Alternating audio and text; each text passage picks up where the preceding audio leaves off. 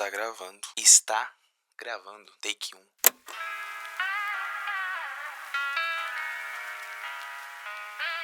Fazer conteúdo. Eu tô nesse ramo já faz de gravar conteúdo, produzir conteúdo, seja pra mim ou pros outros, há uns bons anos. E deixando claro que isso aqui não é uma intenção de ficar um conteúdo lindo, maravilhoso, dinâmico, super editado, não.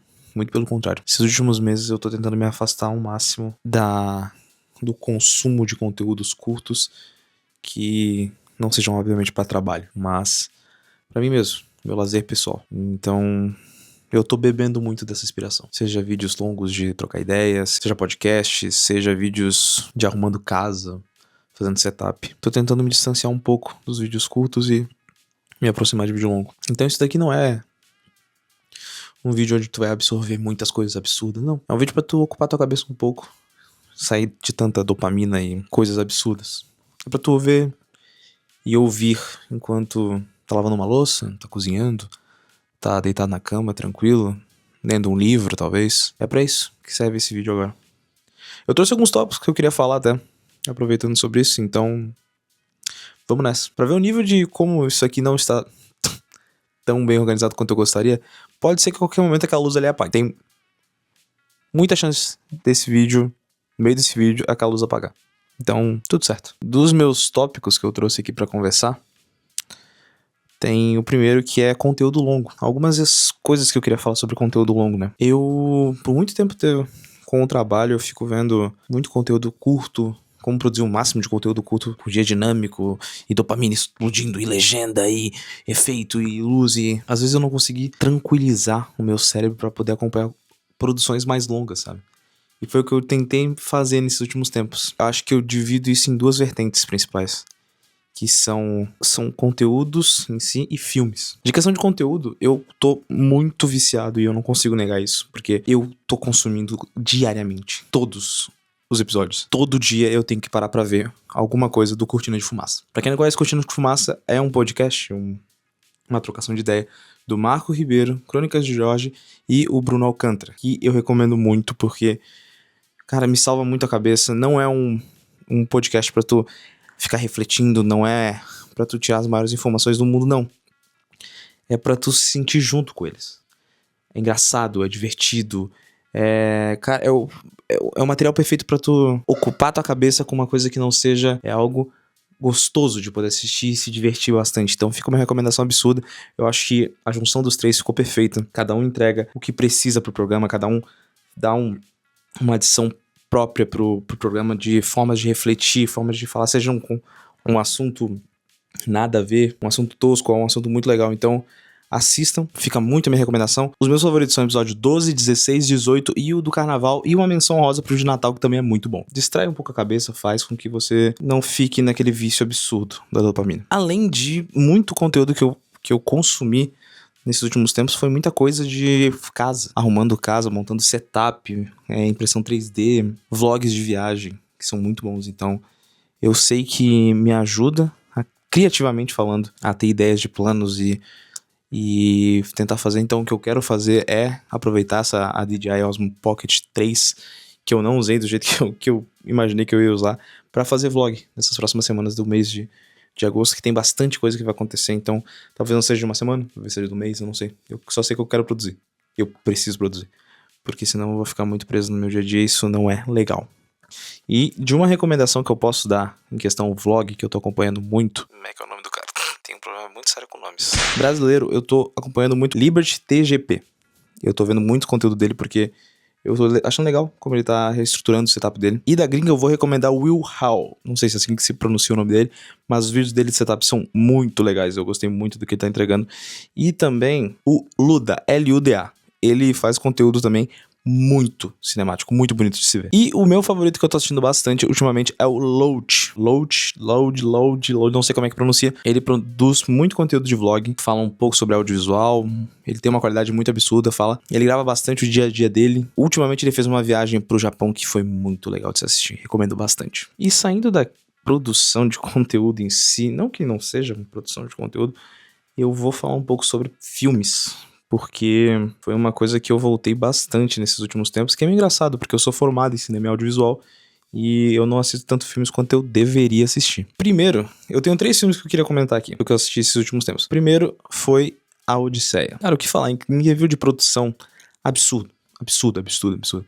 É uma estrutura, o que o Nolan entregou é muito absurdo. E visualmente falando, eu acho que assistir em IMAX deve ser uma outra experiência, mas eu acho que o que ele conseguiu entregar em tamanha produção, eu imaginando, porque, obviamente, eu nunca tive em um pingo, nem 1% de um set igual do Nolan, mas produzir um curta-metragem já é uma coisa tão cansativa, e com um orçamento baixo, se torna mais cansativo ainda. Então, às vezes, são 3 dias, 4 dias direto com uma equipe muito mais reduzida, mas que tu tenta entregar o máximo de trabalho possível e é cansativo. E eu sei disso. A todos os meus colegas que são formados em cinemas e produção audiovisual sabem do que eu tô falando. É cansativo. Mas o que a Odisseia entregou foi tão absurdo em questão estrutura e qualidade que é muito legal. Mas não dá pra dizer que é perfeito, na minha opinião, porque eu saí com 9 ou 8,5 na cabeça. Eu dei uma nota pré sobre isso e pós também, eu acho que eu mantive essa mesma nota. Quando tu vê o filme, tu vê a imensidão da qualidade que o Nolan entrega, e aí tu acaba ficando muito preso em algumas entregas específicas e tu começa a ver a falta de qualidade de umas outras.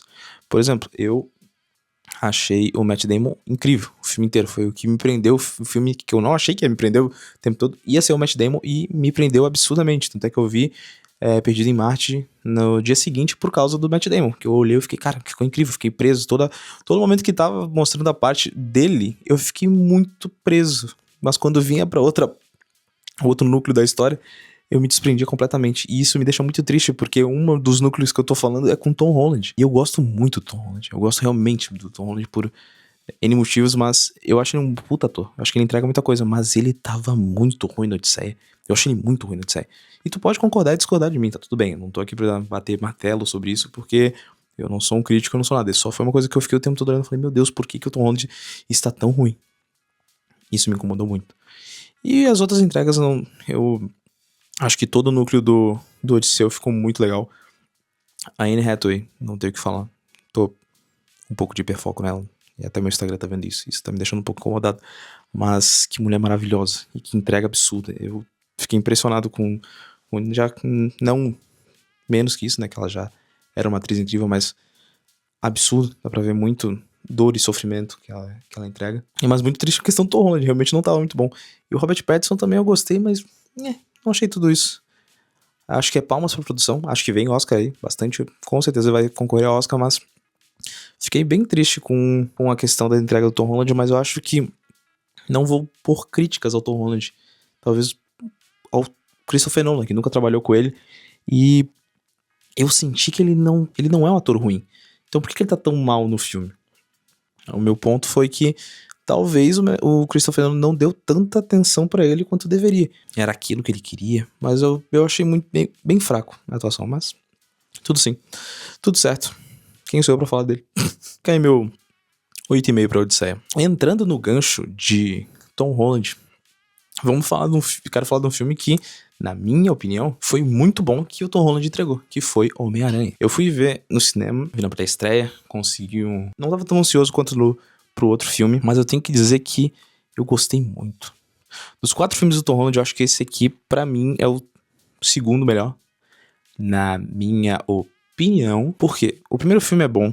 Eu acho que o Tom Holland é o melhor Homem-Aranha em questão conjunto completo.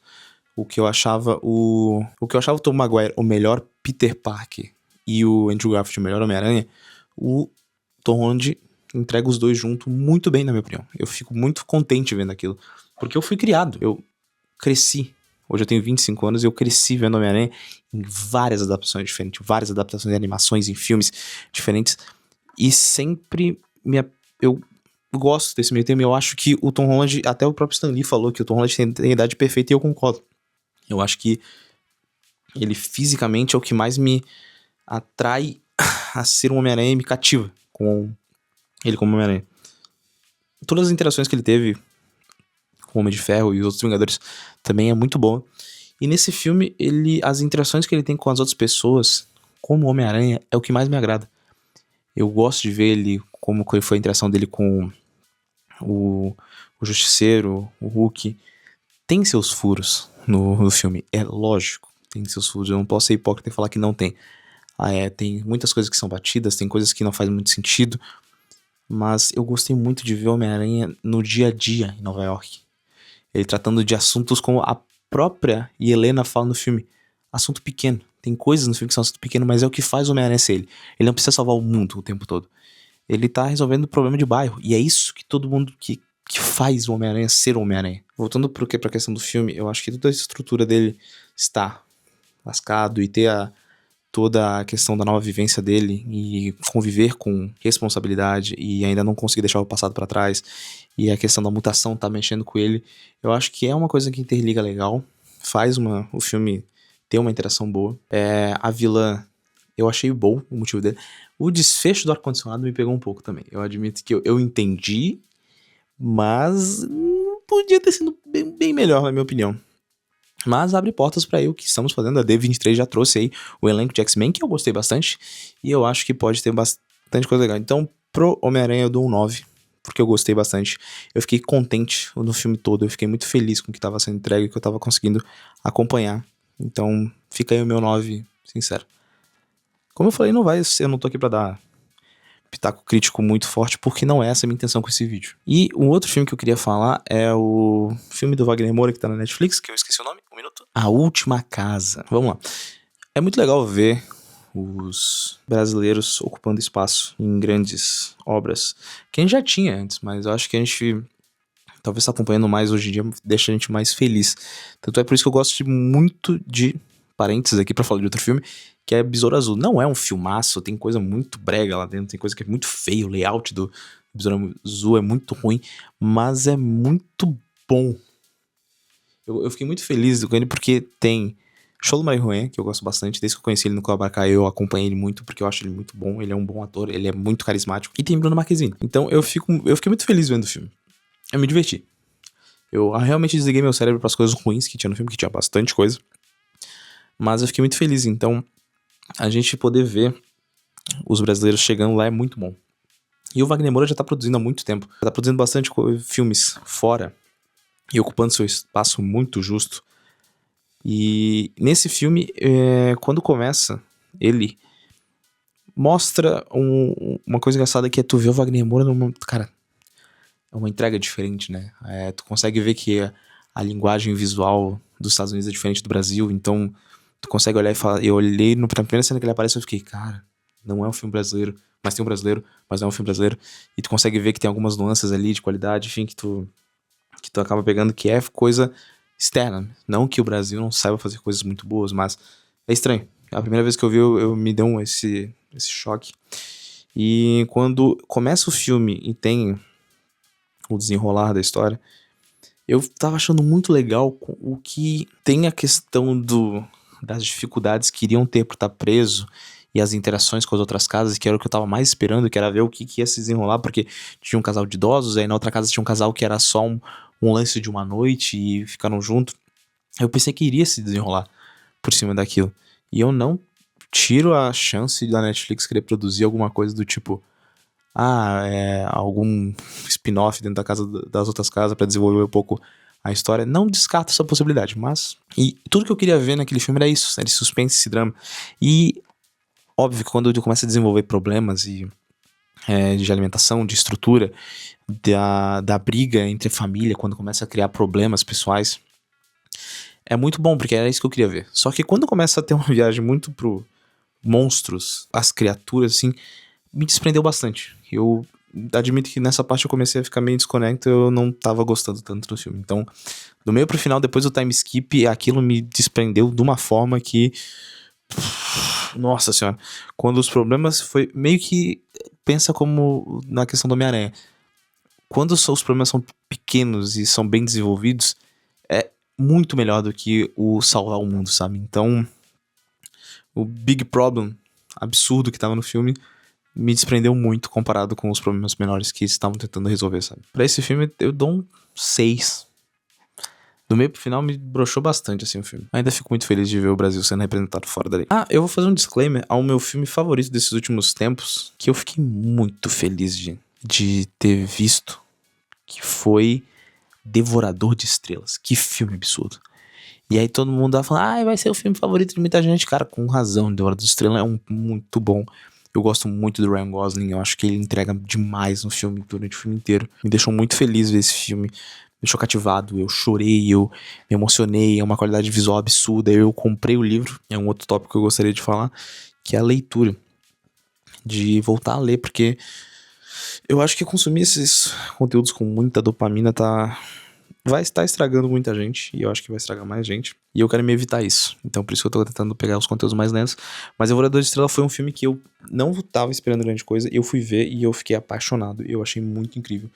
Eu acho que tudo que foi entregue no filme é absurdo, a relação dos personagens é muito boa, a entrega do Ryan Gosling é excelente, dado ao personagem que ele tá interpretando.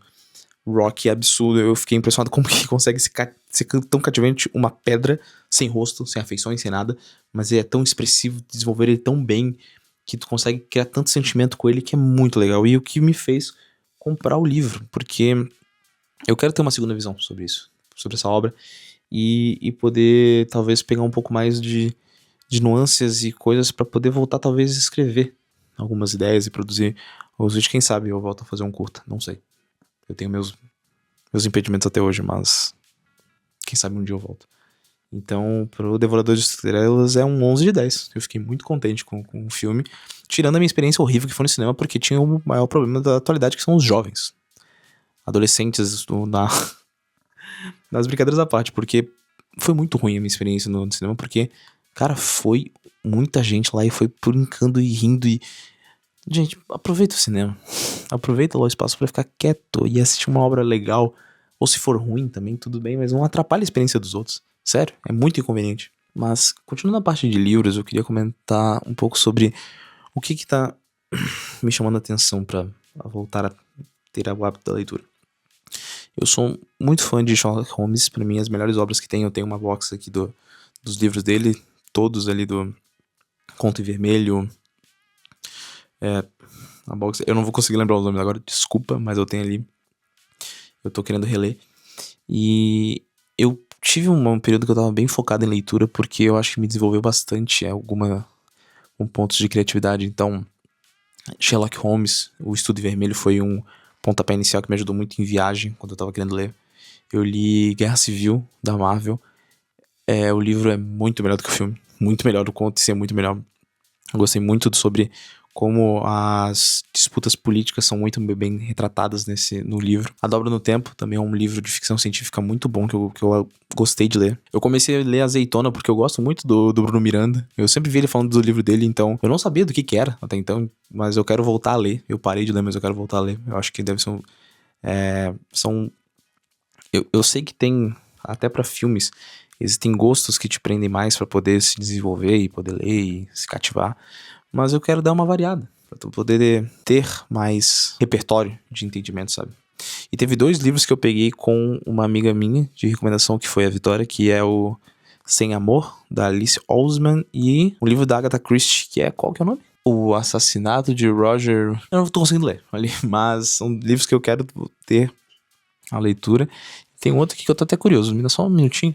E tem alguns outros livros de empreendedorismo que eu admito que não me prenderam tanto pra ler. Esses eu tentei realmente, mas não me prenderam tanto porque eu acho que a ficção me prende mais pra ser uma pessoa criativa. E eu também estou com o Matéria Escura. Matéria Escura? Matéria Escura. Pra poder ler depois de terminar Devorador de Estrelas. E uma recomendação pessoal minha que eu sempre recomendo para algumas pessoas é Repeteco, que é do mesmo escritor de Scott Pilgrim, que é um quadrinho muito bonito. Eu gosto muito do que eu vi no Repeteco e me deixou bastante feliz com a leitura. Eu queria comentar um outro negócio que tá acontecendo bastante comigo, com meu amigo, queridíssimo amigo Lucas. Beijo, Lucas. Que a gente tá com uma convivência pelo nosso meio geek de Pokémon muito forte. Maldito seja o vício dos TCG, porque abrir booster é muito bom.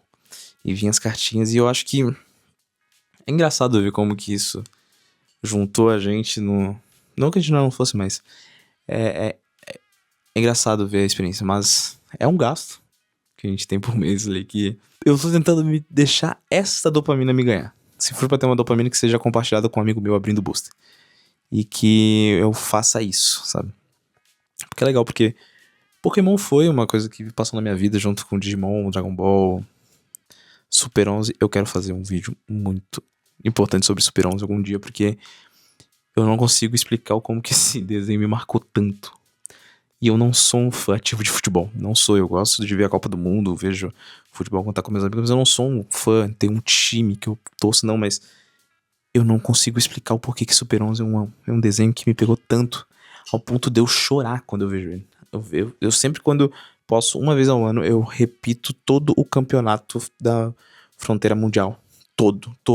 Desde o primeiro da seleção do Japão, quando eles vão disputar pra ver quem vai pro campeonato até o final contra a África do Sul e a partida que começa a ter os flashbacks e aí eu choro muito. E Super 11 pra mim foi um anime que eu olho e fico, cara, como é que eu sei tanta coisa? Por que eu sei tanta coisa? Tipo, ao ponto de eu ter gravado o placar de alguns jogos, sabe? Mas isso vai ser um vídeo à parte que eu vou produzir algum dia. Então eu vou dando o Pokémon porque é uma coisa que eu me permiti ter essa dopamina e me permiti ter isso com um amigo meu. Isso eu fico muito feliz. Mas como esse mundo é absurdo, né, cara? Como esse virou uma chave pro Pokémon TCG pra ser um negócio de investimento.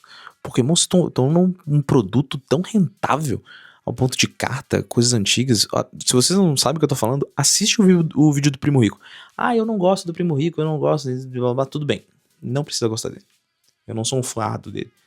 Mas o vídeo que ele fez sobre Pokémon, chega a ser assustador. Eles estão usando as cartas vendendo por milhões. Milhões. Isso é tão absurdo. É assustador. Então assista o vídeo do Primo Rico, que é bom. Entendeu como que hoje Pokémon, as cartinhas de Pokémon estão entrando no mercado de uma forma tão absurda na gringa que chega a ser assustador. Mas não é o meu foco conseguir carta absurdamente cara, porque não é isso que eu quero. Eu gosto de colecionar e eu acho divertido fazer essas coleções. Dados aí só, acho que é menções honrosas ao meu time maravilhoso, que é Dragonite, Lucario, Torterra, Sandshrew, Feraligatr e Arcanine. Meus bebês lindos, maravilhosos. Amo todos no fundo do meu coração. Até que hoje, ultimamente, eu tô trocando o wallpaper do meu telefone todo dia pra algum da minha equipe, porque, não sei, me sinto mais próximo deles. Mas algum dia eu vou fazer um vídeo sobre infância e desenhos, ou fazer um vídeo pra cada um, porque acho que me prende mais. Voltando a falar um pouco sobre trabalho, eu tava me sentindo muito preso. Eu trabalho muito pra empresas, né, com produção audiovisual. Então, eu tenho que seguir alguns escopos, algumas limitações, mesmo que ultimamente eu consiga ter uma liberdade criativa legal, onde eu posso aplicar algumas ideias e depois eles virem pra mim e falar: não, pode tirar, acho que foi. Eu acho que eu prefiro hoje receber um foi de mais do que um foi de menos, obviamente, né? Mesmo que eu passe 8 horas editando uma cena de 10 segundos, que eu faça essa cena e depois o cara fale, pô, ficou muito legal. Mas, se ele não gostar, pelo menos é mais fácil eu tirar do que eu fazer a mais, sabe? Então, fica aí uma dica pra produtores de conteúdo, editores de vídeo, videomakers. Façam a mais. Entregam a mais. Acho que não tem problema. Porque se a pessoa gostar, é ótimo. Se a pessoa não gostar, é mais fácil tu apagar. Dito isso, eu fui, ao longo do tempo, conseguindo ter uma liberdade criativa com algumas coisas, mas ainda senti que faltava alguma coisa minha. Tinha coisas que eu me sentia fora, sabe? Eu comecei no audiovisual muito como editor de vídeo, mas depois eu migrei muito pra uma fotografia. Quem quiser saber um pouco da minha história, tem em algum lugar aqui, tá aparecendo o card do vídeo anterior que eu fiz, de como eu virei videomaker. E isso mostra pra mim como que tem coisas que eu ainda sinto saudade, sabe? E produção autoral é uma coisa que eu senti bastante saudade. Então, eu comprei 2 câmeras que tá pendurada ali agora, eu não vou pegar, mas eu vou botar imagens delas aqui, que é a CampSnap Pro e a CampSnap 8mm, que são 2 câmeras que o próprio Mercado Livre me recomendou depois que eu comprei uma câmera da Kodak, que são câmeras que simulam uma textura de câmeras analógicas. E é muito legal produzir coisa assim, sabe? Então a CampSnap virou uma câmera que é pequena, que eu guardo no bolso e vou levando pra qualquer lugar que eu vou, eu faço foto. E estão todas no meu Instagram. Me salvou muito criativamente, eu fico muito feliz de poder fazer isso, porque me dá uma liberdade, eu consigo ter a minha visão autoral de algumas coisas, com uma estética que eu gosto, que eu nunca trabalhei, mas que eu consigo trabalhar hoje em dia. Me conforta poder ver esse tipo de material, sabe? E quando eu comprei a Kodak, eu tenho uma Kodak F8, eu tinha em mente que eu queria fazer uma sessão de foto meio vintage, com algum ambiente específico, e na minha cabeça o primeiro lugar que veio foi, como eu moro em Florianópolis, foi o centro de Floripa, ali no Mercadão, que tem uma estética legal, tem cores bonitas lá, tem ambientes que dá pra fazer, só que eu não tinha uma modelo. Então eu chamei a Marina, queridíssima Marina, grande atriz, ela é uma ótima atriz que eu já trabalhei com ela no meu TCC, e em outras produções eu tive o prazer de estar junto com ela, virou uma amiga muito querida pra mim, e ela comprou muito minha ideia. A gente foi pro centro de Floripa fazer a foto com a Kodak, e o filme deu pau. Isso é uma das coisas que, obviamente, o digital nos ajudou bastante hoje em dia, mas o filme deu pau, e eu tive que comprar outro filme, e eu chamei ela novamente para poder fazer a sessão de fotos, mas ela também tinha uma ideia, porque ela queria produzir uma sessão de foto para ela mesma, então eu tô ainda procurando uma câmera para poder comprar, eu ainda não sei qual que eu vou comprar, se eu vou direto pra filmar, se eu vou pra um meio termo, e aí eu consegui pedir emprestado pro meu queridíssimo amigo, Henrique Rosar, um puta produtor de conteúdo também na plataforma, que deveria produzir mais, que eu cobro ele bastante sobre isso, então entra também nas redes sociais dele, que tá aqui aparecendo. Ele é um cara extremamente criativo, extremamente profissional. Eu acho ele um cara excepcional. Toda vez que eu tenho a oportunidade de trabalhar com ele, eu fico muito feliz. Além de um amigo pessoal, ele é um ótimo videomaker. E eu pedi emprestado e fiz uma sessão de fotos que foi curioso, porque eu comecei com a sessão de fotos, mas eu dei uma pausa. Então, eu fiquei mais confortável em talvez guiar pessoas que não têm experiência à frente da câmera a se desenvolver à frente da câmera, do que com pessoas profissionais na área. Então, quando eu fui guiar a Marina fazer foto, foi tão estranho pra mim, porque eu não tenho como negar que eu estava desconfortável, mas parecia que eu tava...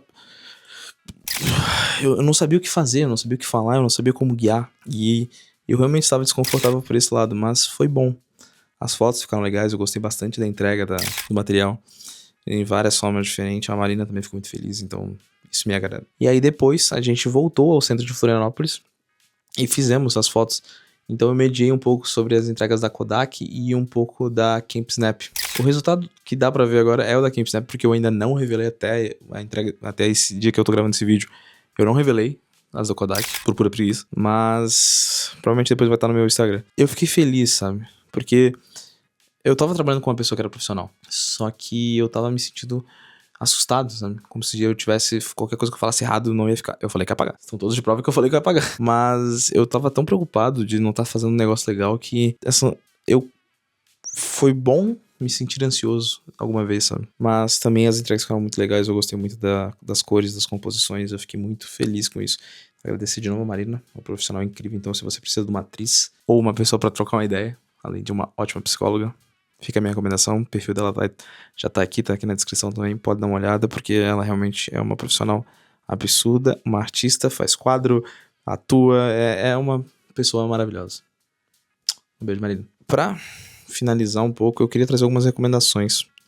Não é, deixando claro que para algumas pessoas que estiverem vendo isso, não é, eu gosto mais de X, eu gosto mais de Y, não, foi recomendações que vieram na minha cabeça agora. Então, primeiro é o Henrique. O Ciso, ele é um cara muito criativo. Eu acho que eu gostaria que o Ciso produzisse mais, seja vertical, seja horizontal, o que ele quiser. Ele tem meu apoio, me ajuda se ele quiser. Tem uma criatividade que precisa ser mais explorada por ele mesmo. Eu queria recomendar também o do meu sócio, que é o Ian, que ele tá documentando muito mais a jornada de ser empresário do que eu. E eu gostaria que ele produzisse mais conteúdo também. Então, além de ser uma recomendação, é um pedido para que ele produza mais. Todos aqui acho que vai ser meio que nessa pegada. Vou recomendar também minha amiga Vitória Andrade, que ela é uma psicóloga. Também foi uma pessoa que me ajudou muito em alguns momentos que eu precisava de alguém para me escutar e para conversar. Tá produzindo conteúdo também, então dá uma olhadinha no Instagram dela, que eu recomendo bastante. A Marina, que eu já falei antes. Então, eu sei que eu já conversei com ela e ela falou que vai produzir vídeo, então vocês podem ir lá cobrar ela, porque ela disse que ia produzir mais conteúdo. Eu não sei quais vai ser.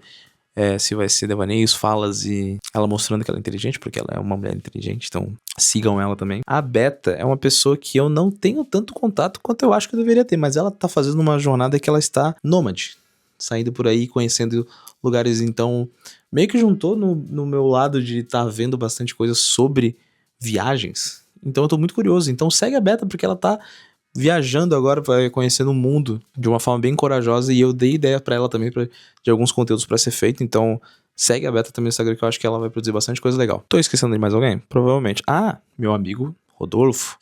Rodolfo também, o meu grande amigo cantor. Eu vou ajudar ele nessa questão de produzir conteúdo, mas eu já falei pra ele há muito tempo atrás que eu acho que ele tem que produzir porque ele é um cara muito talentoso.